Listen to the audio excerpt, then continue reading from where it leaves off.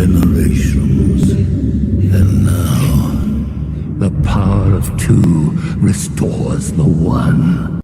We got a bidet!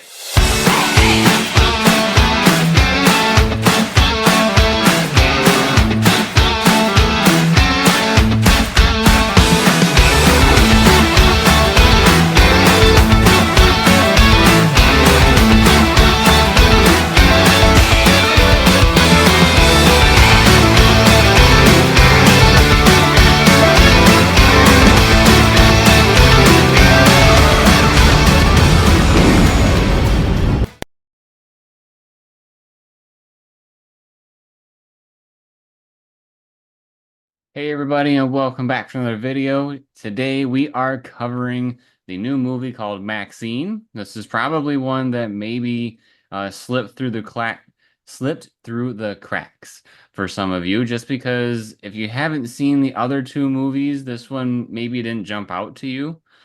This is the third installment in a trilogy, at least so far. There may be more coming, who knows. Um, the first movie is Pearl. The second movie is X, and then now we have Maxxxine, which is kind of interesting because we have the three X's in her name for the title, and this is the third movie. And it also has to do with the adult film industry for some of it, and we'll talk a little bit about that later. I will go ahead and say, what is the synopsis? We are in the non-spoiler section, so we're only going to talk about really what we know from previews and stuff, and then give our opinions as well with a rating. The synopsis says on IMDb, in the 1980s Hollywood, adult film star and aspiring actress Maxxxine Minx finally gets her big break, but as a mysterious killer stalks the starlets of Hollywood, a trail of blood threatens to reveal her sinister past. Now, I will say, in the previews, they do mention the Night Stalker. So, is that what they were called? Night Stalker? Okay. If you don't know what the Night Stalker is, it is a real thing from the 80s, where basically somebody was going around and killing a bunch of people, and people couldn't find them for the longest time. And so they kind of interweave that into this movie because what Maxxxine is going through is during that time in Hollywood. So we pick up from the second movie where she escapes the little farm that she and the group were on, and then we are here now. She's trying to get into more roles than just adult films.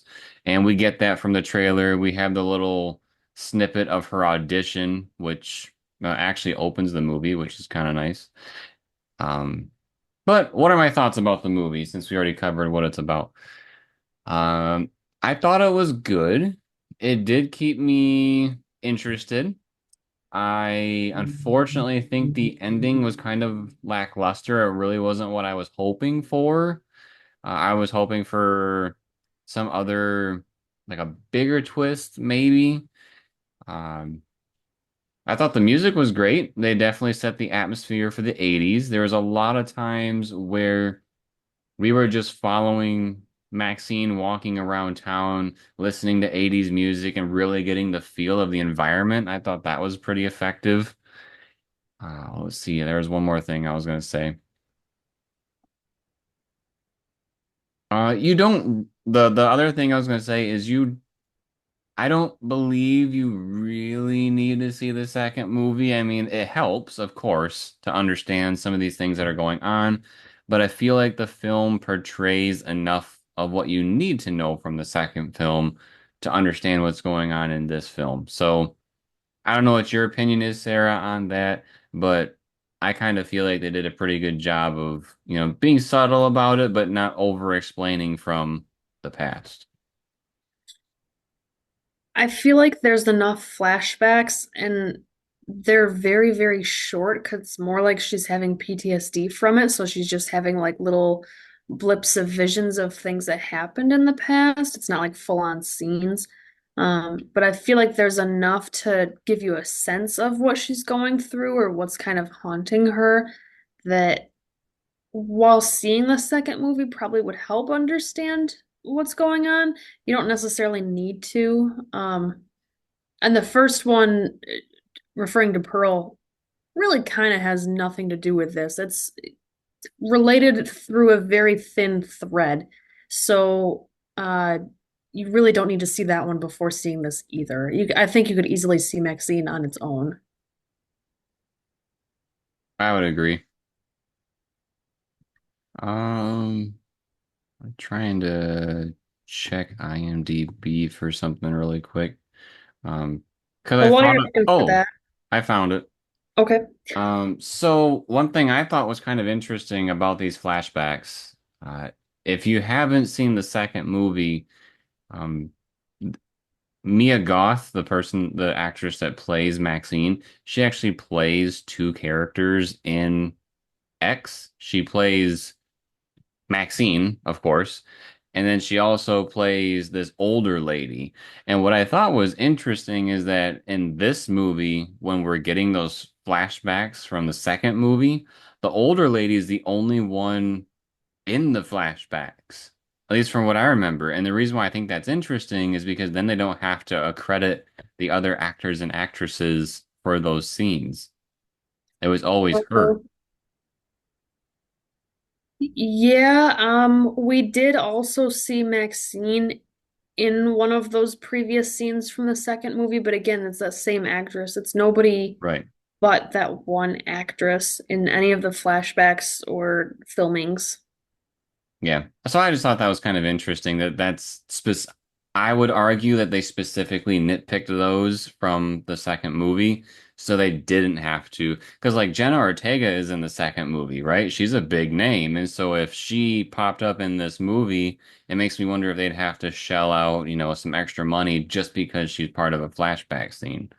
Yeah. And not actually having to, show up on set or anything like that. I don't know how that works in Hollywood, like if you get paid a portion if you're in a flashback or something like that, but there's got to be something there if you are part of the movie. Um, yeah, what were your thoughts about the movie? I thought they did a really good job covering the nightlife scene of Hollywood. Granted, I've never been in any of those positions or walking around town, and I've never been to Hollywood, period. But just getting a vibe for the 80s and getting a vibe for, all these wannabe actors and actresses and everybody trying to make it big. And then there's also these creeps in like the alleyways and just all the sleazy ways people are trying to make money just to get by. Like, it's a vibe, and I feel like they captured that really well. You felt like you were there alongside of her. So I thought that was done really well. Uh, I feel like it felt like a lot of 80s movies too, like movies that were made in the 80s, set in the 80s. This felt like those. yeah. Um, I thought it was kind of interesting that, one of the first things we see her do is another really long monologue. So something I had noticed, or I'm sorry, something I did not notice, but that Jeremy pointed out to me in the first movie, referring to Pearl, is that Mia Goth does this like really long monologue, and it's all in one shot, like it's one take. And again, they did that with this film where she does another, it's when she's auditioning for this big actress role, and it's all one continuous take, and it's just filled with so much emotion. And it's not just reading lines, or memorizing lines. It's so much more than that. And really kind of brings home the point of like why she's getting this role chosen over all these other girls that are trying to get the role. Um, so I think it's kind of interesting that she's like flexing those muscles again of what kind of acting skills she has for I would say that's more kind of like a theater type thing. Those long monologues aren't super typical in regular movies. Um, Things I didn't like, the list is really pretty short, and it has to do with the ending and kind of our villains. So Kevin Bacon is in this movie, and I've always known him to be a big name, but I'm kind of learning that I'm not such a fan. I don't know what it is. It's just his character is in this film, his character is kind of a sleazeball, and I feel like it's done really kind of corny. It's not super believable. It just seems kind of awkward. And I don't know if that's really his fault or maybe it's the writing's fault. I don't know. It just seems weird and a little forced. Um, and the ending, which does not have to do with him necessarily, because I'm trying to leave that open and non-spoiler. Uh, it just I feel like the last maybe 10 minutes or so, I wish they would have done it a little bit different because it's enough to drop a point for me. I'm just gonna go right into ratings if that's all right with you. I was at a 10 for most of this movie, and then the ending happened and I had to pull it back to a 9. It was not super believable and um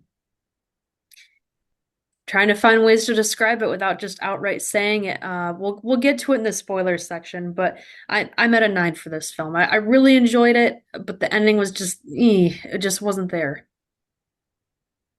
I thought so. I was looking something up really quick. I want to talk about one little quick thing just because I think it's fun and it could fit right in the non-spoilers. So in the trailer, there's the scene where Maxine says to her friend at the adult video store, like, who are these big names that started in horror movies? And he's just like rambling off a bunch of names, Jamie Lee Curtis, John Travolta, blah, blah, blah, blah, blah. And one of the names they don't say is Kevin Bacon. And Kevin Bacon was in the original Friday the 13th. So I thought that kind of would have been like a funny plug-in because he's in the movie, but that didn't come to fruition. I double checked to see if his name was brought up, but it wasn't. Didn't want to Um, break that fourth wall, I guess. no, I guess not. Um, I think, see, it's a little, what was your rating? I gave it a 9. A 9. I was rolling at a 10 until the ending, and I feel like they really kind of, I don't want to say they ruined the movie because I'm still giving it a 9, but it was enough of a bummer that I dropped it down. I'm not close to a 9, unfortunately. I think I'm at about a 6. I think that's maybe slightly above average. I think I enjoyed X way more than this one, just because I felt like this one, we kept getting, I felt like the pacing of the breadcrumbs and stuff, like that we were inching closer and closer to this revelation at the end. And then the revelation just really did not hit for me. I thought it was kind of dumb, and then the last 10 to 15 minutes was kind of pointless. So, I don't know. I thought, like I said, I thought it was an above average film. I think Mia Goth is really evolving into the actress she wants to be with this trilogy. She does a great job, and I mean, I hope they make more Maxine centered films for her because she's great with the character. But I'm sure she's onto some other great stuff too. Um, but yeah, it was a good movie. It was entertaining. But if I were to pick a movie out of the trilogy to, watch later on, it would be X. And unfortunately, I just don't think it quite got there. I would probably give X around a 9 myself. It's been too long since I've seen X to really give a accurate rating on it right now. I just feel like, so I don't want to go too far down the rabbit hole, but I just kind of feel like X had a similar feel where these breadcrumbs we were getting little by little with the information, and then the payoff was shocking and it was worth the wait, in my opinion. Whereas this one, it was like, okay. Speaking of shocking, there were a lot of scenes in this movie that were shocking. Uh, Lots of gore. lots of gore, lots of uh I don't want to say lots of, but like one scene in particular, this guy was being a predator and she just kicked his butt in a way that was very So graphic and very unexpected. moving into the spoiler section, just so we can talk about that a little bit more. Um, we already kind of covered that, Maxine is coming off of the second movie, X, where she is the lone survivor of basically a massacre, and she is trying to make her way into, I would say, regular films as opposed to adult films. And so she's, trying to get these parts, and this is also during the time with the Night Stalker. So as she's, trying to get these parts and she's making friends within the Hollywood community, some of her friends are saying, like, hey, there's this party at this producer's house. Here's the address. If you'd like to go sometime, let's go. And so she blows them off, at the first opportunity to go, and but her friends go anyways. And what we as the audience learn is that this producer that's throwing these parties is actually a killer. Like, they're going to a party, it actually isn't a party. They show up, and the next day they end up being found dead, murdered, and they have a symbol on their head or part of their body. I mean, some of them was on their head, some of them was on their cheek. I don't think there was any on the body, which is leading the police to believe that whoever's doing this is not the Night Stalker, because the Night Stalker isn't doing this kind of thing. So we kind of have like a duo murder case going on here where Maxxine isn't understanding if this is the Night Stalker and she just has to watch her back, or if something else is going on here. And what really drives Maxine to understand that there is something else going on here is that she starts to get some, breadcrumbs herself. She's at her apartment one night with her friend, and somebody knocks on the door and leaves something at the foot of her door. And then they go to the elevator. We see the elevator door close, and we get like a little snippet of what the person looks like. And it looks like the person at the producer party mansion place. Um, but Maxine picks up the package, opens it up, and finds out it's a VHS tape, and it says "For Maxine" on it. Her buddy or her friend from the video store, he is actually like sleeping on the couch, and so Maxine pops the tape in and finds out that it's one of her adult films from when she was filming in X, in the movie X. And I think she's trying to basically bury this history and trying to forget about it because she doesn't want to be investigated for all the deaths on the farm. So if you haven't seen X, I apologize. But spoiler alert. Um, Basically what happened is that the homeowners from X tried to murder the adult film stars that are filming in their little cottage on their property, and Maxine has to basically kill the owners at the place.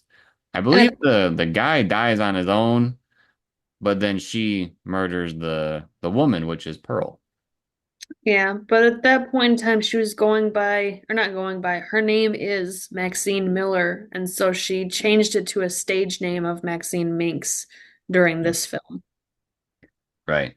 So this is how she is starting to figure out that something else is going on, because now she feels targeted because whoever is stalking her, which again, she's kind of thinking maybe it's the Night Stalker, who knows?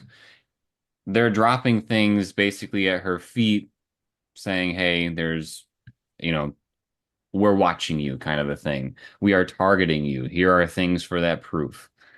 Um, which is interesting because when we don't really get to see a good look of this villain character, we see these black gloves on their hands. Like they're going to uh like peep show places where you drop the quarter in and then um the screen lifts and there's a live dancer inside and he's like watching, and we kind of get Because this is Maxine's in there, he's watching Maxine. right. This is one of the things that I don't r- really like about the film. Actually, I didn't pick up that that was Maxine. I thought that was Maxine's friend. But a lot of things happen off camera. So we see the dude like rip a board, and it kind of makes me wonder, like, was he going to do something else? Because again, I didn't know that was Maxine. I thought that was her friend. So I thought we had missed him murder or kidnap the friend, but we don't, clearly, because it was Maxine. That was my bad. But Yeah, even this later, this was the start of the black gloved person stalking Maxine. right. But even when Maxine's friends are saying like, "Hey, let's go to this place and have some fun at the party," when those people go to the mansion, all that stuff is off screen too. Like we see them come in and they open the door and we already see that they're, tied up and got things over their eyes. They're scared. And then when the like henchmen of this dude bring these people to him, they just, scream in terror and then the camera cuts away. I kind of understand why they did it because of the ending of the movie, because it would kind of make the ending anticlimactic. But at the same time, I was just kind of like, as we were watching, I thought, well, what's going on? Anyways, I digress. Um, let's see, what else?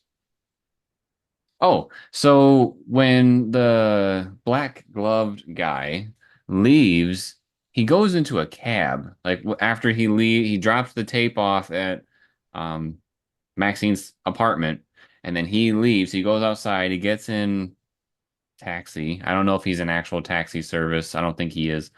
Um, but we find out, wasn't that Kevin Bacon's character is the driver? Yes. So Kevin Bacon's character is a private investigator. The black gloved person has hired Kevin Bacon, whose character name is. Do we have a character name for him? I don't even know. I can look it up. John Labbitt. So we'll just call him John. So John, or Kevin Bacon, is a private investigator. He's really kind of a sleazeball, if you ask me, but he was hired by the guy with the black gloves to hunt down Maxine because she's got a new name now. She's not Maxine Miller anymore. She's Maxine Minx. But to be able to make that connection and find out where she is and find out where she lives and find out where she works because she has multiple jobs and it's a lot of stuff to figure out, especially because she used to live like down south somewhere. I don't remember what state the that X takes place in. But now she's in Hollywood, right? So she's traveled kind of across the states a long ways. Um, but John's character is the private investigator, and once he found her and the black gloved character wanted him to do more, he's like, well, you're gonna have to pay me more because all you paid me for was to find her. And so now John is kind of being the messenger between Maxine and the black gloved character, saying, like, hey, you know, this guy's got this dirt on you.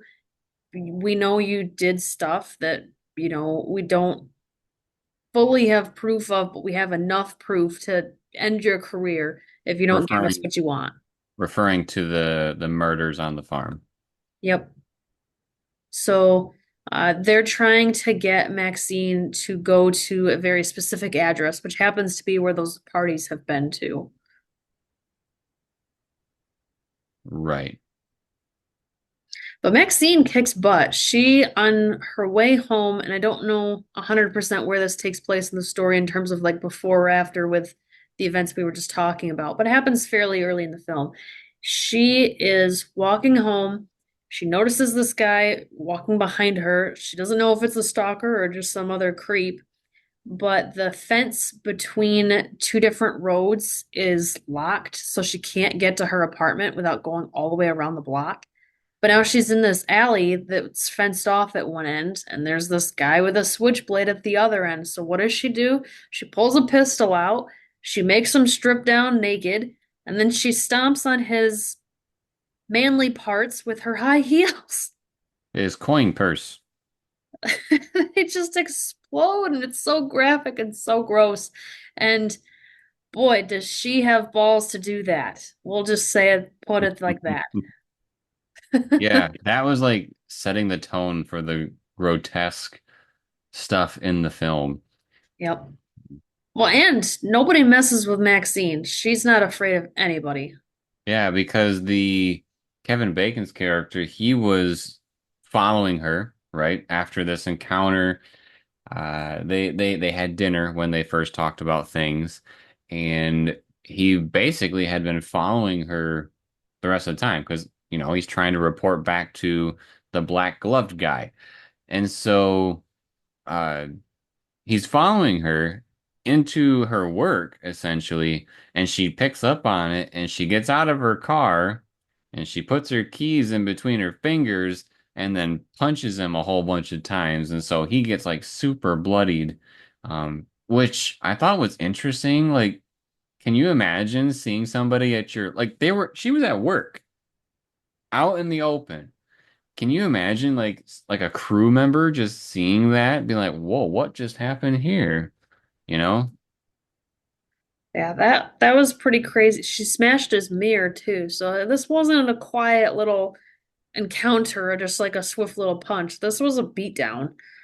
Um, Again, just establishing nobody messes with Maxine. And that's what she winds up telling the police too, in a way, when they're trying to get her to help them figure out why her friends keep going missing and trying to help find whoever's doing this stuff. And, you know, they ask her for help and she goes, well, what do you want me to do about it? And they said, try to help prevent it from happening to the next girl. And she goes, well, how about the next girl prevent it from happening to herself?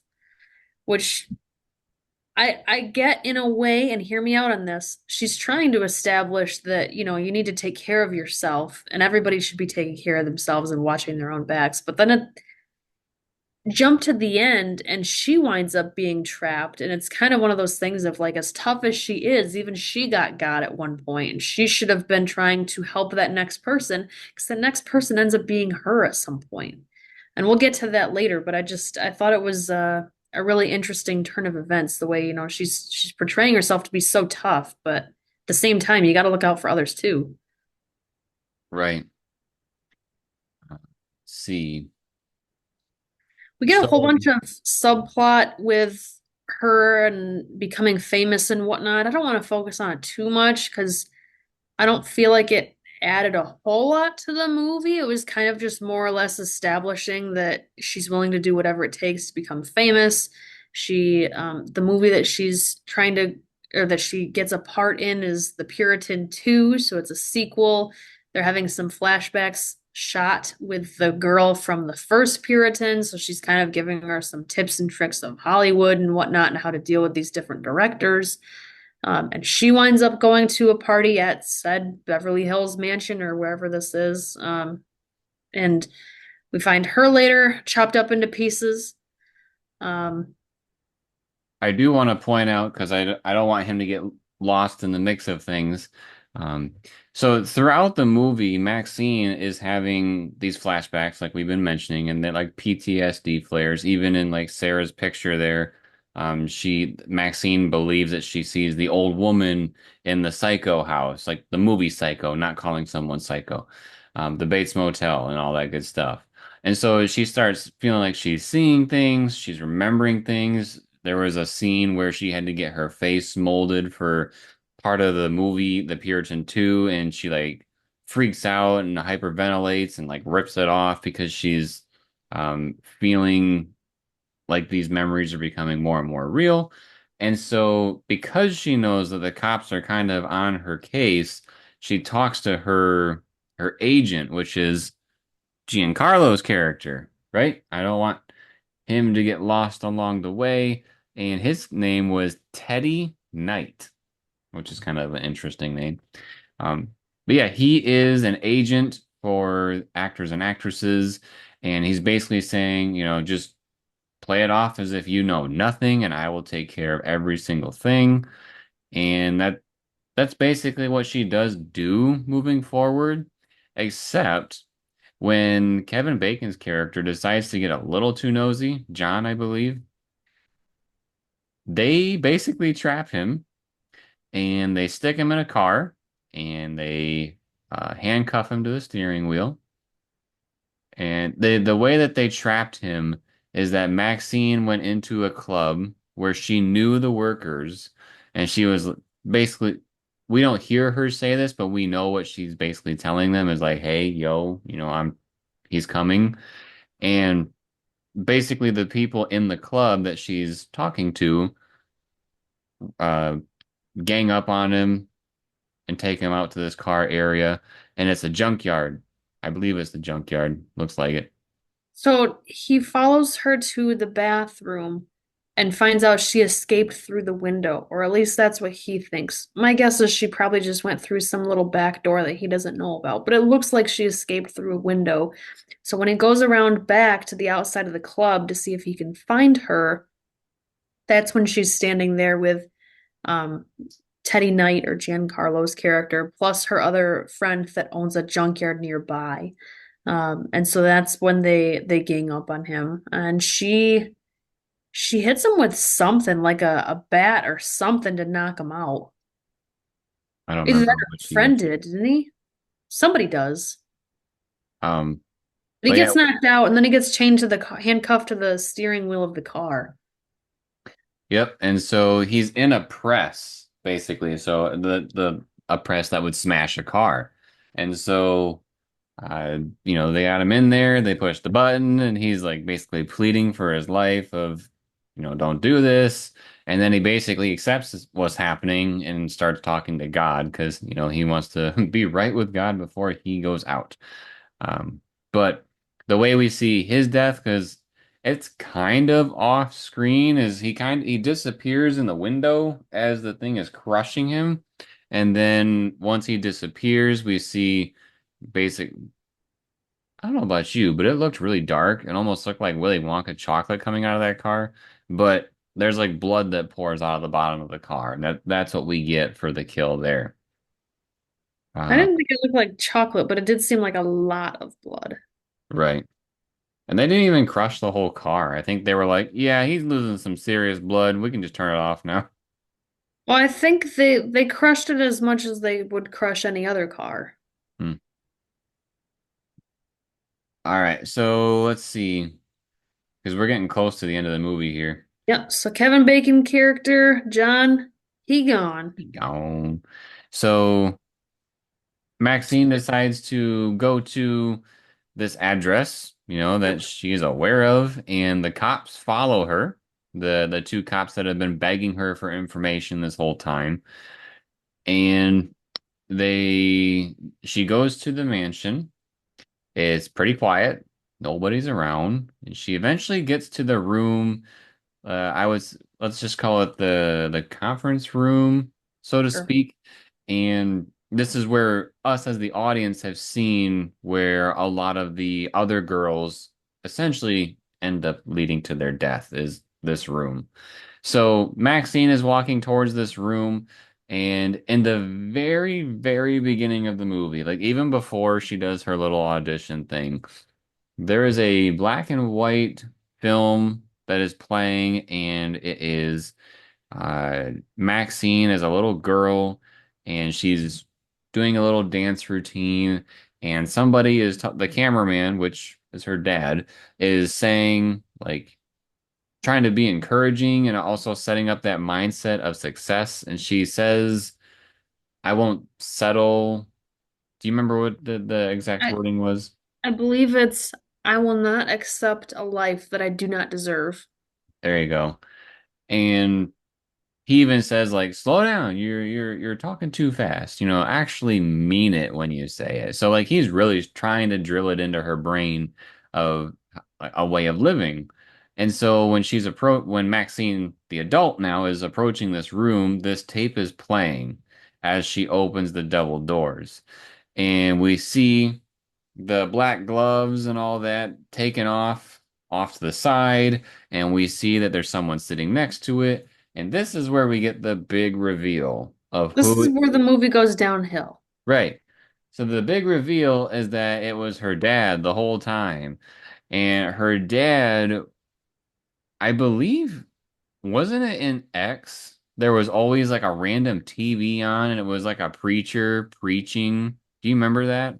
Actually, yes, I did not remember that before, but you are correct. I think that's her dad. And that's kind Oh, of like this callback to that. And basically, her dad is saying, I've been watching you all these years and you're doing these things that are, acts of the devil. You're sinning like crazy because you're doing these types of films. And so, I'm here to kind of, right your wrong, so to speak, and um, get her back on track. He says he's filming his own movie of trying to right these wrongs, and he's basically part of a cult. He's got a whole bunch of followers, and I'm gonna call it a cult because they're like it's not that it's just like a church. It's we're going to right these wrongs, and if you don't accept it, we will brand you with the mark of the devil, and then you're gonna die. Like it's super extreme. They're all wearing the same robes. They all have the cross on their faces. Like it's very culty like.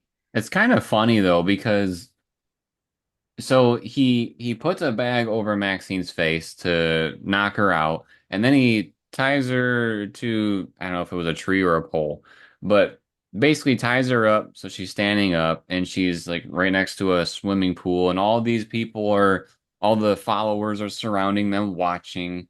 And like Sarah said, he's trying to film a movie or a video, and when he like leans into Maxine, he says, put on your best performance. Like we know he's even telling her that it's fake. And so it's kind of funny that in the video he is saying that they are performing an exorcism, but yet he's saying put on your best performance. So it kind of makes me wonder if like other tapes that people claim are real are definitely fake or something like that. I don't know if that was kind of a nudge at those, but I was just more getting the vibe of you know, actually accept Jesus as I'm telling you to, because otherwise we really will brand you and then you really will die. And I don't want that because I'm your dad, but you got to actually play along with this if you want to get through this. right. And so, right before all the craziness was going to happen to Maxine, the two cops, the first one, the guy, he jumps in first and tries to tell everybody to freeze and, stop what you're doing.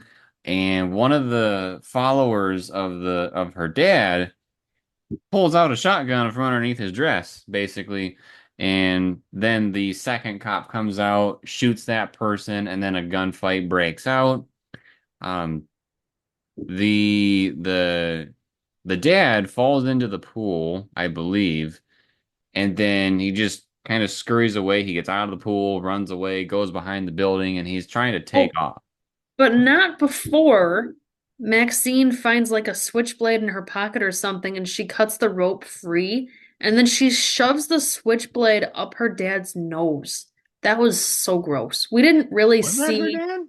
That's what I thought it was. That's why I didn't notice him running for the hills. I thought that was She one of the minions. thought it was him because she was trying to run away and he dragged her into the water. I feel like that has to be the minion because if you have a knife go up your nose, you are dead. But at the same time, there's people who put like entire drill bits up there and they're fine. I don't know the logistics of all that stuff, but I don't know. it But was somebody and it was gross. anyways, so the dad takes off.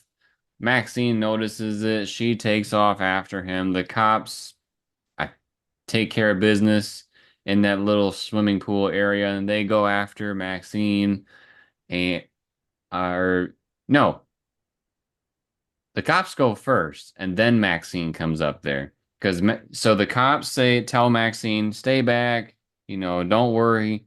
And then the cops take off, and Maxine's like, no, I'm gonna be a part of this. And she grabs one of the shotguns from the cult people and takes off after the cops. And then as she's going up, we're noticing that they are going up to the Hollywood sign, and the guy cop gets shot. We don't see it; it's off screen. He gets shot like right in the chest, and the his partner is trying to stop the bleeding, but she says to Maxine, put pressure on it. I'm gonna go after, this villain character. I don't know if they know that it's her dad. Um, I don't but think so. basically the guy cop bleeds out and he dies. So It- Maxine. They keep calling the person the leader, so I don't think they know it's her dad. Ah. So the guy cop, he dies, and so Maxine takes off to go find her dad. And when she does find her dad, he is laying on his back. We do see the other cop. She comes running up to Maxine with a cross sticking out of her eye, which is pretty crazy. Well, and she trips and rolls down the hill, so you know she's gone now too. You go. But yeah, Maxine finds her dad. He's laying on his back. Definitely seems like he's down and out for whatever was going on.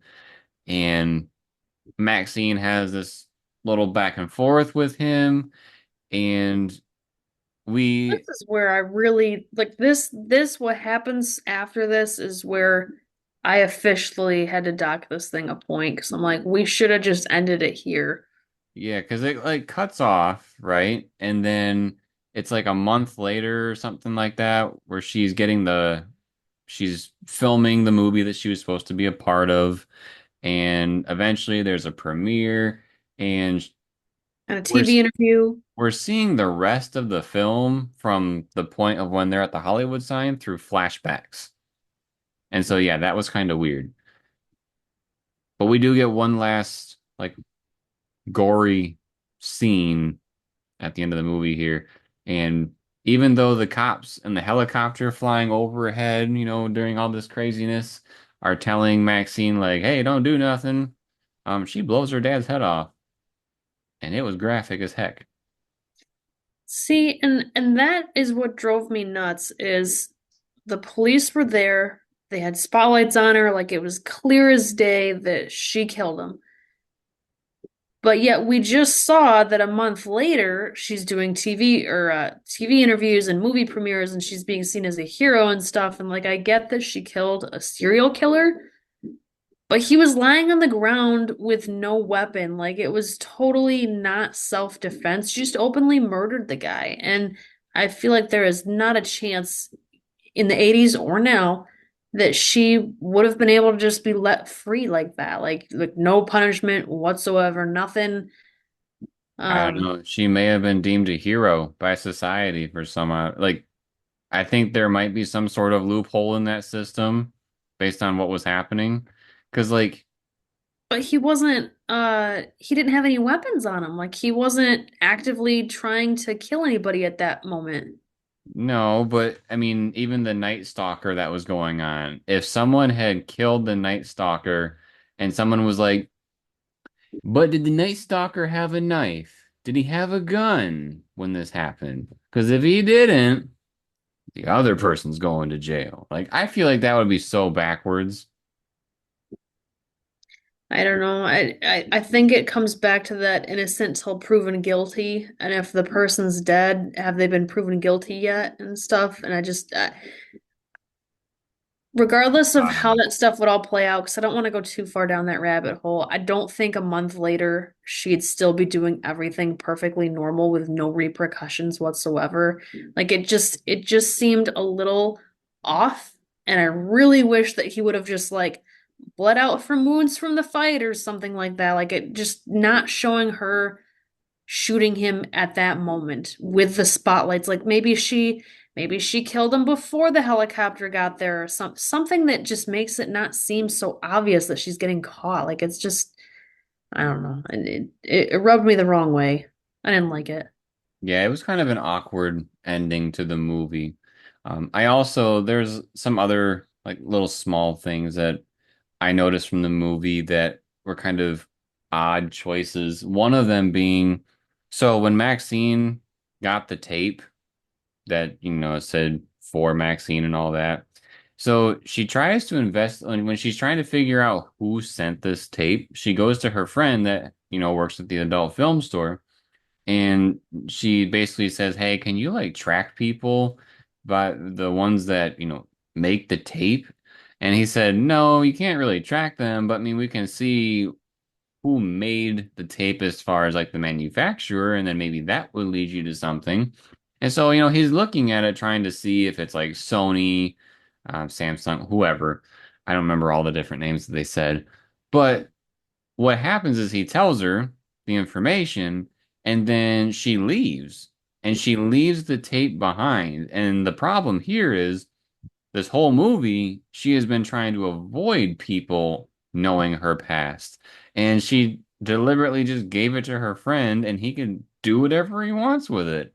But He can, when she got the tape, he was there and she purposefully stopped watching when he woke up from his nap because that's how bad she didn't want him to see it then.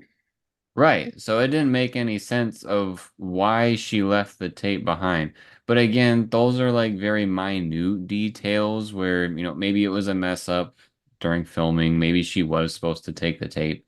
But it's, it, it pulls you out when you see things like that.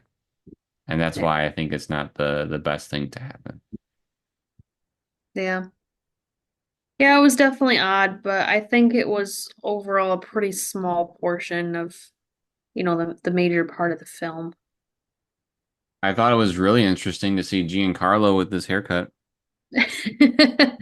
I've never seen him with so much hair. Yeah, so that was kind of cool to see him in there. Trying to think if there's anything else related to cover from the movie. Um, hmm, I don't think so. Do you have anything else? No, I think that covers it pretty well. All right. Well, we never did cover X or Pearl on the channel.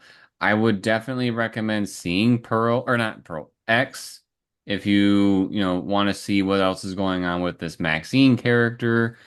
Um, if you like that movie and you want to know more about the quote unquote villain of that movie, then I would go back and watch Pearl. Okay. So like I said, if you like Maxine, make sure you watch X. If you like X, then go see Pearl.